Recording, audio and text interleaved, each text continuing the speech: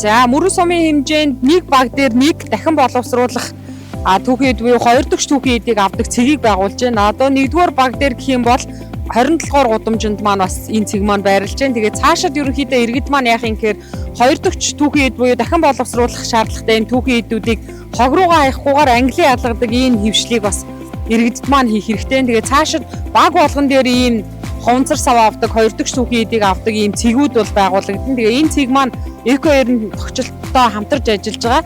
За энэ цугларсан 2 дахь түүхий эд буюу дахин боловсруулах түүхий эдийг авдаг.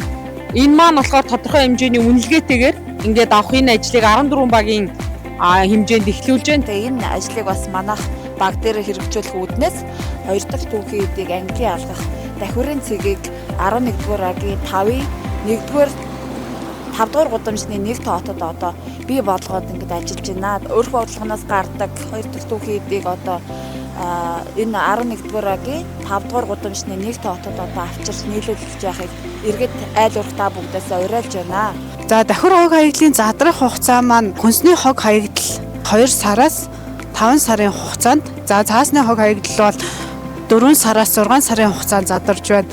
За одоо хунцар хог хаягдал гэхэд 450 жилээс дээш хугацаанд, тамхины иш аккор гэхэд бол 10-аас 12 жилийн хугацаанд, за хаягдал догой гэхэд бол 500-аас 1000 жилийн хугацаанд, шил гэхэд 1000 жилээс дээш хугацаанд бол задардаг байгаа. За хөрсөнд бол энэ маань ийм удаан жил хадгалагдсанаар бол хөрс усны бохирдол болон байгаль орчинд бол маш их сөргөөр нөлөөлдөг. Тэгэхээр иргэд та бүхэн маань одоо хог хаягдлаа англи одоо дахин ашиглах боломжтойг нь дахин ашиглая гэж та хэддээ зөвлөж байна.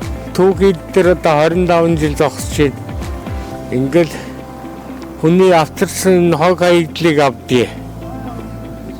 Тэгэл энэ лаад маад одоо лаад хилэн 3000, энэ хилэн 4500 хаашин, төмөр хилэн 100 төгрөг.